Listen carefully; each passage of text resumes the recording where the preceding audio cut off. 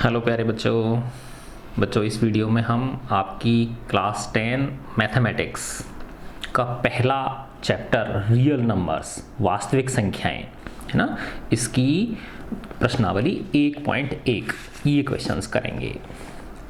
पहला प्रश्न है, use Euclid division algorithm to find the HCF of, है ना। इनका तीन भाग हैं, इसके इन तीनों का आपको एचसीएफ निकालना है ना। महत्तम समापवर्त निकालना है, हाईएस्ट कॉमन फैक्टर निकालना है ना। और किस विधि से? यूक्लिड की विभाजन विधि से, यूक्लिड की विभाजन विधि से आपको इनका क्या ज्ञात करना है? एचसीएफ ज्ञात करना है ना। बहुत ही आसान है। देखो, एक एचसीएफ ज्ञात करते हैं, एचसीएफ और एलसीएम होते हैं ना। तो एक तो होता है अभाज्य गुणनखंड विधि से ज्ञात करते हैं, दूसरा है यूक्लिड विभाजन विधि, है ना। ये बहुत आसान है, इसको अपन करते हैं। पहला है 135 और 225, ठीक है। तो फर्स्ट है, इसमें फर्स्ट पार्ट है 135 और 225, इसका हमें क्या निकालना है? एचसीएफ निकालना है, ठीक है ना। तो देखो ऐसे करते हैं हम कि 200, जैसे अब ऐसे समझो आप, ये 20 है, 20 का, है ना। और अगर आप 20 में 3 का भाग देते हो, 3 छिक्के 18, कितना बचेगा? 2। तो देखो ये जो है ये भागफल हो गया, कोसेंट हो गया, ये शेषफल हो गया, रिमाइंडर हो गया, ये डिवीजर भाजक हो गया, और ये क्या है? ये भाज्य है, जिसको हम इंग्लिश में डिविडेंड बोलते हैं। तो ये 20 कब मिलता है हमको? 20 मिलता है जब मैं किसको गुणा करूं? 3 को गुणा करूं 6 से, ठीक है ना। और इसमें क्या जोड़ दूं? 2 जोड़ दूं, ठीक है ना। तो ऐसे कोई भी जो संख्या होती है उसको हम इस रूप में लिख सकते हैं, a = bq + r, है ना। तो a वो संख्या हो गई, b क्या हो गया? डिवीजर हो गया, q क्या है? कोशेंट हो गया, और r क्या है? रिमाइंडर। तो अभी आप करोगे तो आपको पूरा समझ में आ जाएगा। तो हमें करना क्या है? इस बड़ी संख्या में छोटी संख्या का भाग देना है, ठीक है ना। तो 225 में जब मैं 135 का भाग दूंगा, ठीक है ना, 135 का भाग दूंगा तो एक बार ही जाएगा, क्योंकि 270 हो जाएंगे, ज़्यादा 2 बार दूंगा तो 135, और इसमें से ये जब मैं इसको घटाऊंगा तो बच गए 90, ठीक है ना। तो मैं 225 को क्या लिख सकता हूँ? 135 × 1 + 90, है ना। तो यही विधि हम इसमें चलाएंगे। 225 बराबर क्या हो गया? 135 × 1 + 90, ठीक है। अब यही विधि हम इसके बीच लगाएंगे, 135 और 90 के बीच लगाएंगे, है ना। यानी 135 में किसका भाग देंगे? 90 का भाग देंगे, है ना। देखो मैंने 135 में 90 का भाग दिया, तो इसका भी देखो एक बार ही जाएगा ना। ये 5 बचे और ये 45 हो गया। तो 90 को क्या लिख सकते हैं? 135 को क्या लिख सकते हैं? 90 × 1 + 45। तो दूसरा स्टेप ये हो गया, 135 बराबर हो गया 90 × 1 + 45, है ना। फिर वापस आप इन दोनों के बीच करेंगे यही प्रक्रिया, है ना। किस किस के बीच? 90 और 45 के बीच, ठीक है ना। तो 90 और 45 का हमको पता है, 45 दूनी 90, यानी 90 बराबर हो गया 45 × 2 + 0। बस यही है कि जब तक करते जाएंगे हम, जब तक कि ये हमको शेषफल क्या नहीं मिल जाए? 0 नहीं मिल जाए, ठीक है ना।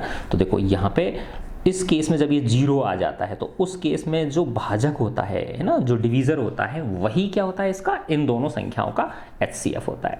तो एचसीएफ क्या हो गया? इसलिए एचसीएफ हो गया 45, यही इसका आंसर है, ठीक है। अभी 2 क्वेश्चन और करोगे तो आपका पूरा बिल्कुल परफेक्ट समझ में आ जाएगा, ठीक है। अब नेक्स्ट करते हैं हम सेकंड पार्ट इसका।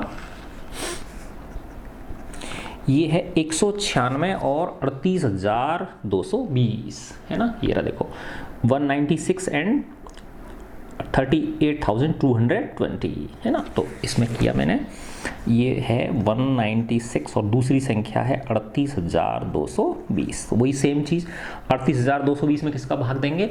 196 का। 38,220 में मैंने 196 का। अब देखो ये 382 में 196 का भाग देंगे तो 2 करेंगे तो ज़्यादा हो जाएगा, तो ये एक बार ही जाएगा, है ना।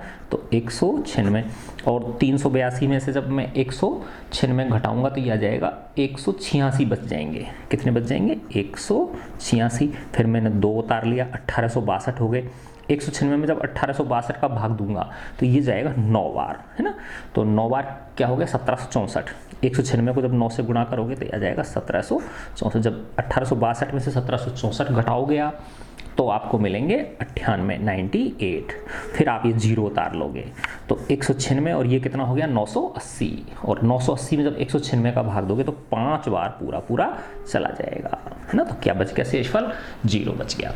तो इसका मतलब देखो ये तो एक ही स्टेप में पूरा हो गया, लगने में इतना बड़ा लग रहा था हमको, है ना। तो क्या हुआ 38,220 बराबर क्या हो गया 196 को किससे गुणा किया 195 से और प्लस 0, तो ये भाग शेषफल 0 आ गया। इस केस में जो डिवीजर होता है, जो भाजक होता है, वही क्या होता है HCF होता है। तो 196 का 38,220 का HCF क्या है 196 ही है ना। तो इसलिए HCF कितना हो गया 196, ये आंसर हो गया आपका, ठीक है। तो फिर एक क्वेश्चन और करते हैं, फिर आपके पूरी अच्छी तरह से ये समझ में प्रोसीजर आ जाएगा, यानी तब तक करते चले जाएंगे जब तक लास्ट में शेषफल क्या नहीं आ जाए 0 नहीं आ जाए, ठीक है। तो थर्ड पार्ट इसका 867 और 255, 867 और 255, देखो ये थर्ड पार्ट है 867 और 255, ठीक है। तो 867 में किसका भाग देंगे हम 255 का भाग देंगे। तो देखो मैंने 867 में 255 का भाग दिया तो ये चला जाएगा आपका 3 बार, कितनी बार गया 3 बार दिया। तो 255 को जब मैं 3 से गुणा करूँगा तो 765 आ जाएगा, ठीक है। और जब इसमें से ये घटाऊंगा तो ये आया 102, ठीक है। तो 867 बराबर क्या लिख सकते हैं 255 गुणा 3 प्लस 102, है ना। तो देखो ये स्टेप क्या आ गया 867 इक्वल टू हो गया 255 इंटू 3 प्लस 102। तो अब किस किस के बीच करेंगे 255 और 102 के बीच लगाएंगे, यही प्रोसीजर सेम, ठीक है। तो अब 255 में किसका भाग दिया 255 में हमने 102 का भाग दिया, ठीक है ना। तो 255 में मैंने भाग दिया 102 का, तो 102 दो बार चला जाएगा 204, ठीक है ना। और ये कितने बचे 1 और ये 41 नहीं 51 है ना। तो 255 बराबर क्या लिख सकते हैं 102 गुणा 2 प्लस 51, है ना। तो 255 बराबर हम लिख सकते हैं 102 गुणा 2 प्लस 51, 102 गुणा 2 प्लस 51। अब किस किस में लगाएंगे 102 में और 51 में, तो हमको पता ही है 102 में जब 51 का भाग दोगे 2 बार चला जाएगा, है ना। 102 में जब हम 51 का भाग देंगे तो 2 बार 102, शेषफल क्या आ गया 0, ठीक है। तो ये हो गया 102 बराबर 51 गुणा 2 प्लस 0, तो शेषफल 0 आ गया। तो जब शेषफल 0 आ जाए उस स्थिति में जो भाजक होता है, जो डिवीजर होता है, वही क्या होता है HCF होता है। तो इसलिए HCF कितना हो गया 51। तो ये हमने 3 सवाल आपके यूक्लिड विभाजन विधि से, यूक्लिड डिवीजन एल्गोरिदम से हमने ये तीनों क्वेश्चंस आपके सॉल्व कर लिए, ठीक है। अच्छा, अब हम इसके बाद नेक्स्ट क्वेश्चन आते हैं सेकंड। देखो ये क्या कह रहा है सेकंड प्रश्न में, देखो इंग्लिश की बुक है, मैं इसको हिंदी ट्रांसलेट करके बताऊंगा आपको, है ना। मेरे पास अभी हिंदी वाली बुक है नहीं, इसलिए मैं सीधे से देख के करा रहा हूँ आपको, है ना। तो अभी लॉकडाउन चल रहा है तो इस वजह से मार्केट में क्या है बंद है। Show that any positive odd integer is of the form 6q+1, 6q+3 और 6q+5 where q is some integer, है ना। हमको ये दर्शाना है कि कोई भी धनात्मक विषम जो इंटीजर होता है ना, वो या तो 6q+1 की फॉर्म में होगा या 6q+3 की फॉर्म में होगा या 6q+5 की फॉर्म में होगा, ठीक है ना। जहाँ पे ये क्या है q क्या है कोई इंटीजर है, ठीक है ना। तो इंटीजर क्या होती है, तो प्राकृत संख्याएं होती हैं, है ना, नेचुरल नंबर्स, फिर पूर्ण संख्याएं होती हैं, है ना, उनको बोलते हैं होल नंबर्स। उसके बाद आती हैं पूर्ण, ये क्या नाम, पूर्णांक संख्या, जिनको इंटीजर्स बोलते हैं। तो कोई एक क्या है, पूर्णांक संख्या है। ये इंटीजर को हिंदी में क्या बोलते हैं, पूर्णांक संख्या बोलते हैं। ठीक है, अच्छा तो देखो अब इसमें हम उसी चीज का उपयोग करेंगे। ए इक्वल टू क्या होता है, बी क्यू प्लस आर, है ना। तो ये कह रहा है कि कोई भी पॉजिटिव ऑड इंटीजर जो है, पॉजिटिव ऑड इंटीजर, है ना, धनात्मक पूर्णांक विषम संख्या, है ना, धनात्मक विषम पूर्णांक संख्या, धनात्मक विषम पूर्णांक संख्या, ठीक है, ये या तो किस फॉर्म में होगी, 6q+1 की फॉर्म में होगी, या 6q+3 की फॉर्म में होगी, या 6q+5 की फॉर्म में होगी, ऐसे कह रहा है ये, है ना। तो देखो इस तरह के जो क्वेश्चन हैं इनको थोड़ा सा ऐसे समझना पड़ेगा हमको कि माना a और b कोई दो संख्याएं हैं, है ना, a क्या है, भाज्य है, और b क्या है, भाजक है ना। जैसे मैंने बताया था ना कि 20 में जब आप 3 का भाग देते हो, है ना, तो कितनी बार जाता है, 3 6 18, और कितना बचता है, 2 शेषफल बचता है। तो 20 को हम क्या लिख सकते हैं, 3 × 6 + 2, तो a इक्वल टू क्या हो गया, BQ + R, है ना। तो ये जो R है ये हमेशा इस B से क्या होगा, छोटा होगा, ठीक है ना। तो 3 अगर है तो ये या तो 0 हो सकता है, या 1 हो सकता है, या 2 हो सकता है, ठीक है ना। तो ये a और b कोई दो संख्या इस प्रकार ले ली हमने कि a इक्वल टू क्या है, BQ + R, ठीक है ना। a कोई भाज्य संख्या हो गई, b भाजक हो गया, q भागफल हो गया, r शेषफल हो गया। तो यहाँ पे जो r होगा वो क्या होगा, 0 ≤ r > b। r का मान 0 से बड़ा या बराबर होगा, और b से हमेशा क्या होगा, छोटा होगा, है ना, तभी तो वो शेषफल होता है, ठीक है। ये हो गया। अब हम यहाँ पे b को हम 6 मान लेते हैं, लेट b = 6, लेट b = 6, है ना। तो जब b 6 है तो r का मान 0 हो सकता है, 1 हो सकता है, 2 हो सकता है, 3 हो सकता है, 4 हो सकता है, और 5 हो सकता है। शेषफल ये हो सकते हैं, नहीं हो सकते, 0 से लेके और 5 तक शेषफल हो सकते हैं, ठीक है ना। अब इनके लिए a की वैल्यू क्या होगी, a की वैल्यू होगी इसके लिए, अगर r 0 है तो b मैंने क्या लिया, 6 लिया, तो ये हो जाएगा 6q + 0, है ना, या इसको मैंने लिख लिया 6q, या a 6q + 1, r की जगह 1 हो सकता है, a = 6q + 2, a = 6q + 3, a = 6q + 4, और a = 6q + 5, 6q + 5, ठीक है।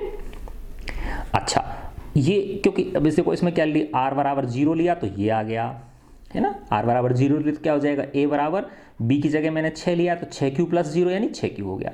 जब r = 1 लूंगा तो a बराबर क्या हो जाएगा, 6q + 1, फिर r = 2 लूंगा तो 6q + 2, 6q + 3, 6q + 4, 6q + 5, ये हो गया। अब देखो अगर ध्यान से देखें तो इसमें 2 कॉमन है, 2 × 3q ऐसे लिख सकता हूं मैं इसको। ऐसे ही इस वाले में देखो 6q + 2 में 2 कॉमन है, तो ये क्या हो जाएगा, 3q + 1 हो जाएगा। इसी प्रकार इसमें भी 2 कॉमन है 6q + 4 में, तो ये हो जाएगा 3q + 2। तो देखो इसमें भी 2 गुणनखंड है, इसमें भी 2 गुणनखंड है, इसमें भी क्या है, 2 गुणनखंड है।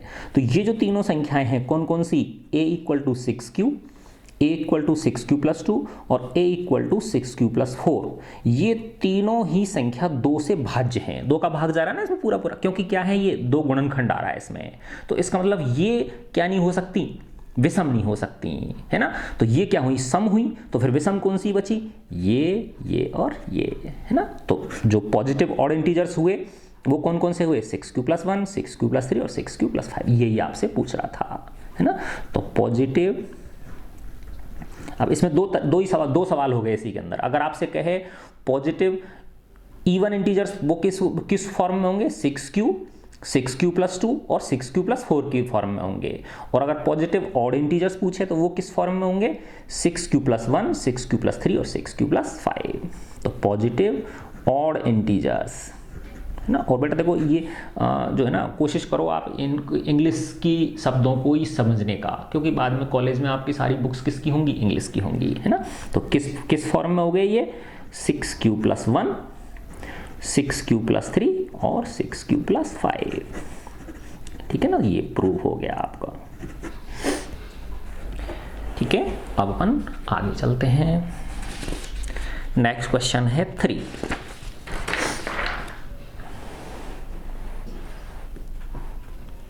क्वेश्चन नंबर 3, देखो इस प्रश्न में क्या कह रहा है। क्वेश्चन नंबर 3 में, an army contingent of 616 members, एक उसकी सेना की टुकड़ी है जिसमें 616 जवान हैं, ऐसे मान लो, to march behind an army band of 32 members. उसे एक आर्मी का बैंड है, देखा होगा आपने, वो बजाते, धुन बजाते चलते हैं, है ना, जिसमें 32 हैं। उस बैंड वाले में मेंबर कितने हैं, 32 हैं। और टुकड़ी में कितने मेंबर हैं, 616 हैं, है ना। यानी बैंड बाजे वाले जो बजाने वाले हैं वो तो 32 लोग हैं, है ना। और ये जो सेना की टुकड़ी के लोग हैं वो कितने हैं, 616 सिपाही हैं एक परेड के अंदर। The two groups are to march in the same number of columns, है ना। तो इन दोनों को ही, बैंड बाजे वालों को भी और जो सेना की टुकड़ी के जवान हैं, इन दोनों को same number of column, column क्या होता है, स्तंभ जो होता है, सेम नंबर ऑफ स्तंभ होने चाहिए, ठीक है ना। तो यानी जितने कॉलम बैंड बाजों वालों के बन रहे हैं उतने ही कॉलम किसके बनने चाहिए, सेना की टुकड़ी के जवानों के बनने चाहिए। तो what is the maximum number of columns, तो कितने अधिकतम कॉलम हो सकते हैं, इन विच दे कैन मार्च, जिसमें कि वो आगे परेड करते हुए बढ़ सकते हैं, है ना। यानी जितने, कहने का मतलब ये है कि जितने कॉलम उसके बन रहे हैं, बैंड बाजे वालों के बन रहे हैं, बैंड वालों के, उतने ही किसके बनने चाहिए, जो सेना की टुकड़ी के हैं, ठीक है ना। तो अब इसका मतलब क्या हुआ, हमें HCF निकालना है, किसका, 616 का और 32 का। देखो अभी कर लेते हैं, फिर मैं समझाऊंगा तुमको कि इसका मतलब क्या है। पहले अपन HCF निकाल लेते हैं इनका, है ना। तो वो यूक्लिड विभाजन विधि से, तो ये है 616 और ये तो हो गई सिपाही, है ना। और बैंड बाजे वाले वर्ग कितने, 32 हैं। तो ठीक है, तो 616 में हमें किसका भाग देना है, 616 में हमें 32 का भाग देना है, ठीक है। तो ये मैंने भाग दिया 616 में किसका भाग दिया मैंने, 32 का, ठीक है। तो इसमें भाग दिया मैंने, तो कितनी बार चला जाएगा, देखो 32 दो बार तो ज़्यादा हो जाएगा, तो ये हो गया 1, तो ये 32 है ना, 11 में से 2 घटाए तो 9, ये रह गए 5, तो ये हो गए 2, फिर ये 296, ठीक है। अब 32 का 3 नाम 27 9 बार चला जाएगा, ठीक है। तो ये हो गया 9 दूनी 18, हासिल की 1 और 9 × 27 और 1 28, ठीक है। ये कितने बच गए, 6, 16 में से 8 घटाए तो 8, ये रह गए 8, तो 0 8 बचे, है ना। तो इसका मतलब क्या हुआ कि 616 को मैं लिख सकता हूँ 32 × 19 + 8, 32 × 19 + 8। अब किस किस में करेंगे, 32 में और 8 में करेंगे, ठीक है ना। तो 32 का तो पता ही है आपको, 32 में तो 8 चौका 32, 8 का भाग देंगे तो 4 बार चला जाएगा और ये 0 आ गया। तो 32 = क्या हो गया, 8 × 4 + 0। तो इस जब 0 आ जाता है शेषफल, उस केस में जो भाजक होता है, डिवीजर होता है, वही उन दोनों संख्याओं का क्या होता है, HCF होता है, ठीक है ना। तो ये तो क्या है, सिपाही है, ठीक है। और ये कौन है, बैंडमैन है ये, ठीक है। अच्छा, तो 8 आ गया, क्या आ गया HCF इसका, 8 आ गया, ठीक है ना। तो 8 कॉलम बनाने हैं, कितने कॉलम बनेंगे, 8 कॉलम बनेंगे, ठीक है ना। तो अब देखो 8 कॉलम में 32 बैंड वाले आएंगे, तो एक कॉलम के अंदर 4 आ जाएंगे, नहीं आ जाएंगे, है ना। देखो ऐसे 1 2 3 और ये 4, है ना। तो ये 4 कॉलम बने, ये हाँ सॉरी 8 कॉलम कितने बनेंगे, 8 बनेंगे, है ना। देखो 1 2 3 4, है ना, 1 2 3 4 5 6 7 8, है ना। तो ऐसे 8 कॉलम बन गए, है ना। अब इसमें ये 1 2 3 4 5 6 7 8, तो ये फिर ऐसे ही एक रो और ये बैंड बाजे वालों की आ गई, 1 2, ये इस तरह से, ठीक है। 4 रो किसकी बन जाएंगी, 8 8 की, ये बैंड वालों की बन गई हैं, ठीक है ना। तो देखो ये 4 रो हो गई है ना, कॉलम कितने हो गए 8, तो ये 8 इंटू 4 बराबर क्या हो गया 32। तो ये कौन हो गए, बैंडमैन हो गए ये, ठीक है ना। अच्छा, अब इनके ही जस्ट पीछे वो लगेंगे कौन, जो सेना की लेफ्ट राइट जय हिंद वो वाले, ठीक है ना। तो वो उनकी कितनी कॉलम तो वही 8 ही होंगे, लेकिन रो कितनी बन जाएंगी उनकी, 616 में किसका भाग दे दो, 8 का भाग दे दो, ठीक है ना। तो 616 में जब आप 8 का भाग दोगे, देखो 8 7 56, 11 में से 6 घटाए तो 5 और ये 0, वही 8 7 56, तो कितना आ गया 77। तो इस तरह से देखो 1 2 3 4 5 6 7 8, 1 2 3 4 5 6 7 8, तो ऐसे कितनी 77 वो बन जाएंगी, 1 2 3 4 5 6 7 8। तो इस तरह से ये इसी रो कितनी बनेंगी, 77 रो बनेंगी, है ना। तो 77 रो हो गई और 8 क्या हो गए इसके, कॉलम हो गए। तो 70 गुणा 8 करोगे तो क्या आ जाएगा, 616 आ जाएगा। तो और कोई कॉम्बिनेशन ऐसा नहीं हो सकता जिसमें कॉलम क्या हो, ये कह रहा what is the maximum number of columns, है ना, कि मैक्सिमम नंबर ऑफ कॉलम्स हो, ठीक है ना। तो क्योंकि अगर किसी में कॉलम अगर ज्यादा करोगे, ठीक है ना, तो क्या होगा, ये पूरे में बट नहीं पाएंगे, फिर 616 जो है ना ये एग्जैक्ट बच नहीं पाएंगे, किसी में कुछ कम रह जाएंगे फिर ये, ठीक है ना। तो इस तरह से हमें इन दोनों संख्याओं का क्या निकालना है, HCF हमें इन दोनों संख्याओं का फाइंड करना है, ठीक है। नेक्स्ट क्वेश्चन है क्वेश्चन नंबर 4। तो ये भी देखो अच्छा सा प्रश्न है, यूज यूक्लिड डिवीजन लीमा, तो वो विभाजन एल्गोरिदम बोल रहे हो इसको या लीमा बोल लो, बात एक ही है ना। यूक्लिड की विभाजन विधि का प्रयोग करते हुए दर्शाइए to show that the square of any positive integer, किसी भी धनात्मक पूर्णांक संख्या का वर्ग is either of the form, वो इनमें से किसी एक फॉर्म का हो सकता है, 3m और 3m+1, या तो 3m की फॉर्म का होगा या 3m+1 की फॉर्म का होगा, फॉर सम इंटीजर m, किसी भी एक m पूर्णांक संख्या के लिए, ठीक है। तो क्या कह रहा है, किसी भी धनात्मक पूर्णांक संख्या का वर्ग या तो वो 3m के रूप में होगा या 3m+1 के रूप में होगा, यानी कोई भी धनात्मक संख्या का पूर्णांक संख्या का वर्ग ले लो, या तो उनको इन दोनों रूपों में हम व्यक्त कर सकते हैं, ठीक है ना। तो देखो अभी हम करते हैं इस प्रश्न को। तो ये कह रहा है किसी भी धनात्मक पूर्णांक संख्या का वर्ग, ठीक है ना। तो देखो वही माना दो संख्याएं ली हमने, एक है a और एक है b, इनको हम इस प्रकार से व्यक्त कर सकते हैं a = bq+r, a भाज्य है, b भाजक है, q भागफल है और r शेषफल है, ठीक है। अब यहां पे मैं लेता हूं b बराबर 3 ले लेता हूं, b बराबर क्या ले लिया मैंने, लेट b = 3। अब तुम कहोगे सर 3 क्यों लिया, क्योंकि ये सिद्ध करवाना चाह रहा है 3m और 3m+1, यहां से पकड़ेंगे इस चीज को हम, ठीक है ना। तो अब r जो होगा वो 0 ≤ r is <3, तो r क्या हो सकता है, 0 हो सकता है, 1 हो सकता है और 2 हो सकता है। तो 0 से लेके 2 तक की वैल्यू हो सकती है। शेषफल या तो जब सीधी सी बात है, जब किसी संख्या में 3 का भाग दोगे आप, तो या तो शेषफल 0 आएगा या 1 आएगा या 2 आएगा, 3 तो आ ही नहीं सकता, 3 ही अगर आ जाता फिर तो एक बार और भाग चला जाता ना फिर उसमें, ठीक है ना। तो ये इस तरह से हो गया। अब ये कह रहा है, हाँ अब इसमें r बराबर जब 0 है तो a बराबर क्या हो गया, b तो कितना है आपका 3q+0, या a = हो गया 3q। जब r = 1 है तो a = हो गया 3q+1, तो a = हो गया 3q+1।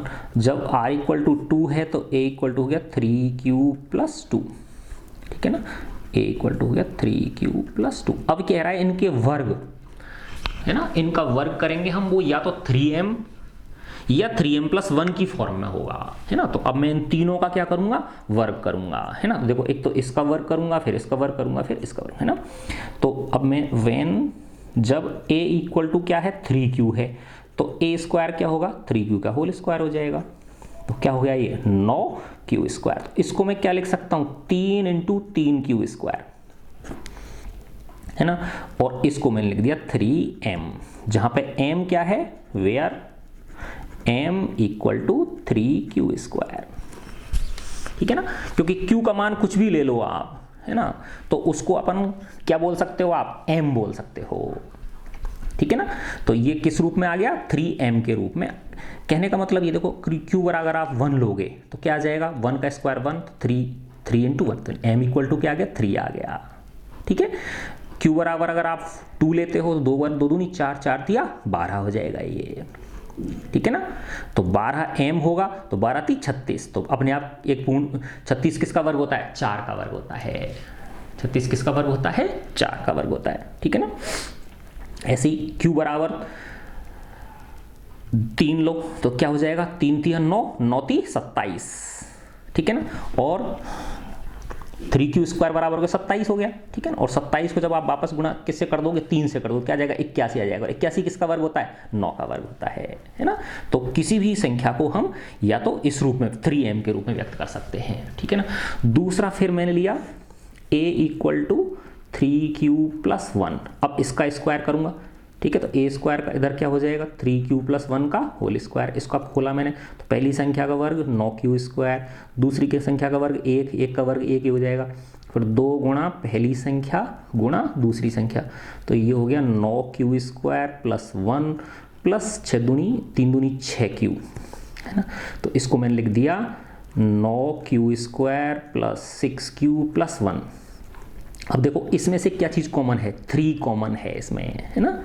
3 कॉमन है तो ये क्या हो गया, 3q² + 2q+1।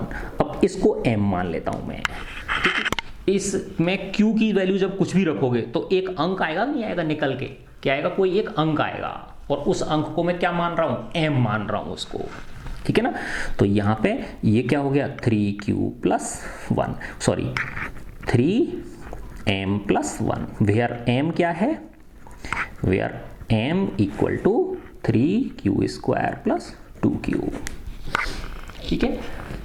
तो ये जब a क्या है, 3q+1 है, तो भी उसका स्क्वायर किस रूप में आ रहा है, 3m+1 के रूप में आ रहा है, ठीक है ना।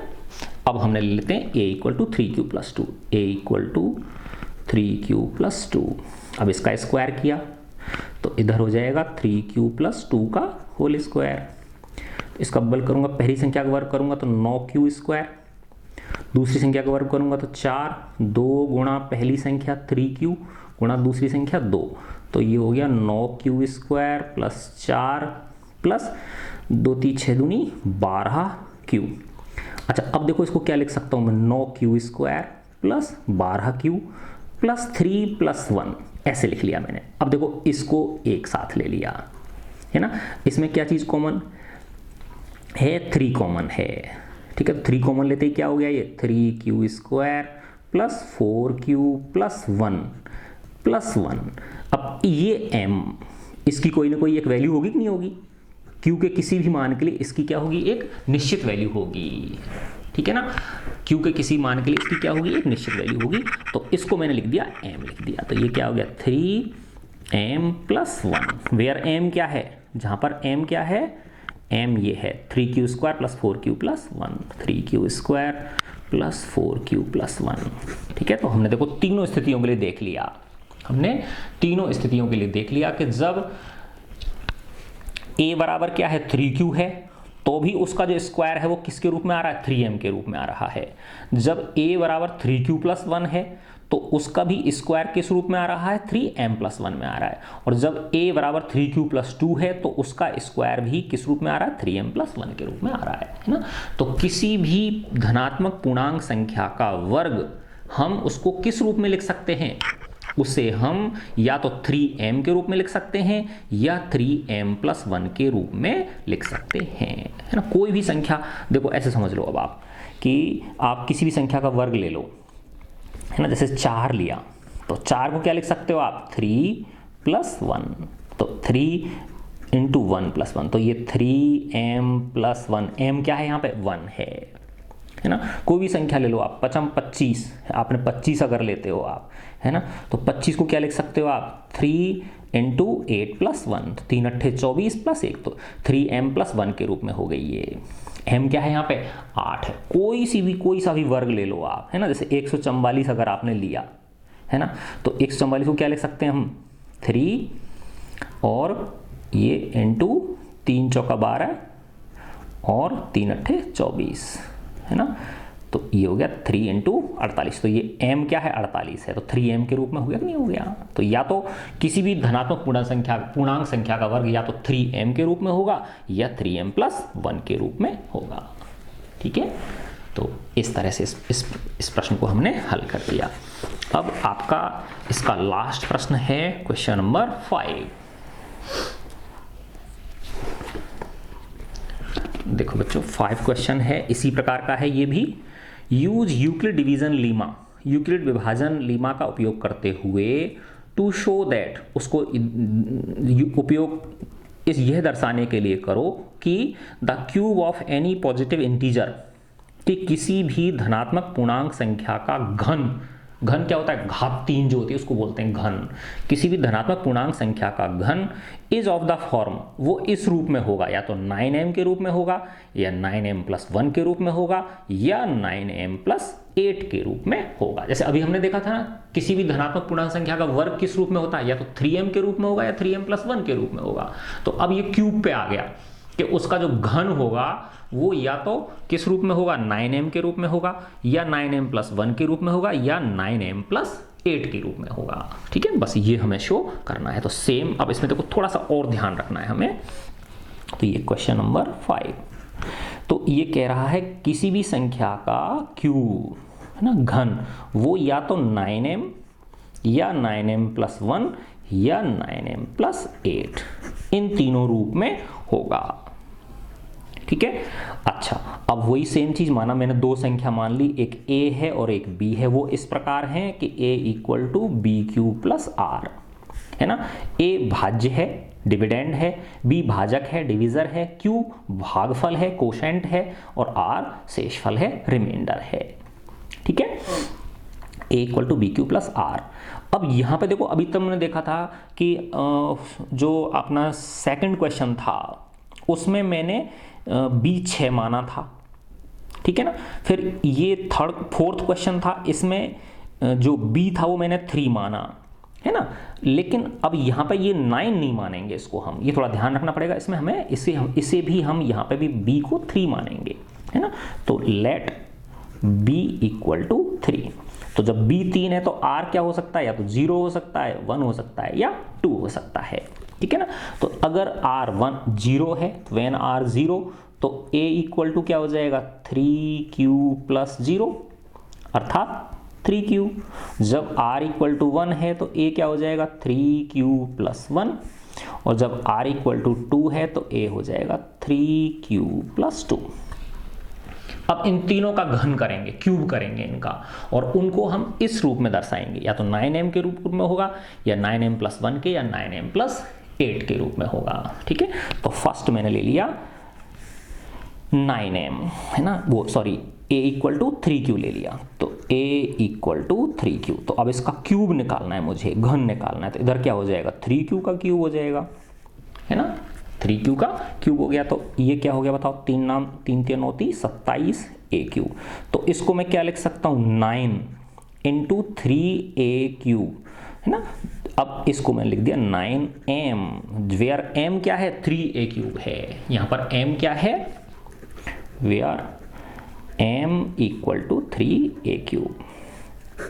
तो आ गया ना, 9m के रूप में आ गया। अब दूसरी कंडीशन ले लूंगा, जब a इक्वल टू क्या है 3q प्लस 1 है, when a equal to 3q plus 1। अब इसका a क्यूब किया मैंने, तो ये हो जाएगा 3q प्लस 1 का होल क्यूब। अब देखो इसको a प्लस बी के होल क्यूब से खोलेंगे हम, तो a प्लस बी का होल क्यूब क्या होता है, a cube plus B cube plus 3ab गुणा a प्लस बी। ठीक है ना। a प्लस बी का होल क्यूब क्या सूत्र होता है, a cube plus B cube plus 3ab और a प्लस बी। ठीक है। अच्छा, पहली संख्या का क्यूब क्या हो जाएगा, 3 3 होती 27 क्यूब प्लस बी क्यूब क्या हो जाएगा, दूसरी संख्या का वर्ग, एक का घन एक ही होगा, प्लस 3 इंटू ए कितना है 3q इंटू बी कितना है 1 और a plus B 3q plus 1। तो ये हो गया 27q³ प्लस 1 प्लस 3 तिया 9q और ये हो गया 3q प्लस 1। अब इसको मल्टीप्लाई कर दूंगा तो 27q³ प्लस 1, इसको गुणा किया तो क्या आ गया 27q² और ये हो गया 9q। अब इसको मैंने थोड़ा रीअरेंज कर लिया तो ये इस तरह से आ जाएगा 27q³ plus 27q² plus 9q plus 1। ठीक है। अच्छा अब देखो इसमें क्या चीज़ कॉमन है, 9 कॉमन है। तो ये क्या आ गया 3q³ plus 3q² plus q plus 1। इसको मैं m मान लेता हूँ क्योंकि इसकी वैल्यू कोई ना कोई एक अंक आएगा कि नहीं आएगा। तो ये हो गया 9m प्लस 1। तो देखो या तो 9m के रूप में होगा या 9m प्लस 1 के रूप में हो गया। अब तीसरे को और कर लेते हैं हम। तीसरा क्या था a equal to 3q plus 2 है ना। तो a इक्वल टू क्या था 3q प्लस 2। तो इसका क्यूब करूंगा मैंने तो a³ बराबर हो जाएगा 3q प्लस 2 का होल क्यूब। तो इसको वही a plus B whole cube के फॉर्मूला से खोलूंगा तो पहली संख्या का क्यूब क्या हो जाएगा 3 3 9 27 q³। दूसरी संख्या का क्यूब क्या हो जाएगा 2 दूनी 4 दूनी 8 plus 3ab 3 into 3q into 2 और a प्लस b तो 3q प्लस 2 3q प्लस 2। ठीक है। अब ये हो गया 27q³ प्लस 8 प्लस 3 3 9 9 दूनी 18q और ये हो गया 3q प्लस 2। अब इसको गुणा कर दूंगा तो 27q³ plus 8 plus 18 × 54 54q² plus 18 दूना 36q। ठीक है। इसको रीअरेंज कर लिया मैंने 27q³ plus 54q² plus 36q plus 8 है ना। अब देखो इसमें क्या चीज़ है 9 कॉमन है, फिर वापस मैंने 9 कॉमन ले लिया तो यहाँ क्या आ गया 3q³ प्लस 9 छिकी 54 6q² प्लस 9 चौका 36 4q प्लस 8। इसको मैं m मान लेता हूँ। क्या मान लेता हूँ इसको m। तो क्या हो गया ये 9m प्लस 8। ठीक है। तो आगे ना देख लो कि कोई भी धनात्मक पूर्णांक संख्या लो आप, जब उसका घन करोगे आप तो या तो किस रूप में होगा वो 9m के रूप में होगा या 9m प्लस 1 के रूप में होगा या 9m प्लस 8 के रूप में होगा है ना। कोई भी संख्या ले लो आप। अब जैसे देखो उदाहरण समझाता हूँ मैं आपको। आपने लिया माना वो ले लो आप 3 का क्यूब क्या होता है 27 होता है ना। तो 27 को आप क्या लिख सकते हो किसके रूप में लिख सकते हो 9m के रूप में लिख सकते हो ना। तो 9 इंटू 3। ठीक है। ऐसे ही 4 का लो 4 चौका 16 चौका 64 होता है ना। तो 64 को क्या लिख सकते हो आप 9 का भाग दो 64 में है ना। तो 9 छिक्की 9m प्लस 8 है ना। ये इस वाली फॉर्म में आ जाएगा। देखो ये 9 का भाग दोगे तो 9 छिक्की 54 है ना। तो 9 इंटू 6 प्लस 8 9 छिक्की 54 4 का क्यूब कर रहे हैं ना 4 चौका 16 चौका 64 ठीक है ना। और 64 को हम 9 छिक्की 54 नहीं इस रूप में नहीं होगा, ये हो जाएगा 9m है ना। तो m या 9m plus 1 yes 9 7 63 yes yes yes. देखो 64 बराबर क्या हो गया 9 इंटू 7 प्लस 1 है ना। तो ये m बराबर क्या है 7 है। तो 9 7 63 प्लस 1। तो कोई भी संख्या ले लो आप घन है ना क्यूब ले लो आप तो या तो उसको आप 9m के रूप में शो कर सकते हो है ना, या तो उसको आप 9m के रूप में शो कर सकते हो या 9m प्लस 1 के रूप में शो कर सकते हो या 9m प्लस 8 के रूप में शो कर सकते हो। ठीक है। तो ये 9m के रूप में थी, ये किस रूप में निकली 9m प्लस 1 के रूप में निकली है ना। और भी आप एक उदाहरण और ले सकते हो 5 का ले लो 5 25 और 25 पंजे 125। जैसे 125 लिया आपने ठीक है ना। तो 125 में 9 का भाग दो 125 में 9 का भाग दिया, 9 एकम 9, कितने बचे 3, 9 चौका 36, तो ज़्यादा हो जाएगा 9 3 27, है ना। तो देखो यहाँ 8 बच गए, है ना।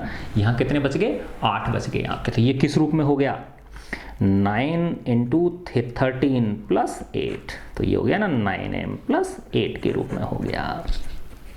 आगे बात समझे। तो या तो शेषफल क्या होगा, 0 होगा, या शेषफल 1 होगा, या शेषफल 8 होगा। तो 9m या 9m प्लस 1 या 9m प्लस 8।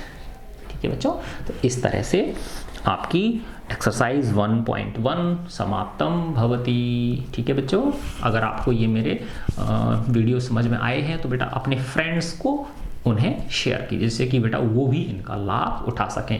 देखो मैंने नाइन्थ क्लास के भी बना रखे हैं, साइंस के, इंग्लिश के, मैथ्स के, और 10th क्लास के भी अभी शुरू कर दिए हैं साइंस के बनाने की। तो आप उनका लाभ उठा सकते हैं, अपने फ्रेंड्स को भी दीजिए लाभ उसका और खुद भी उठाइए। ठीक है बच्चों, गॉड ब्लेस यू ऑल।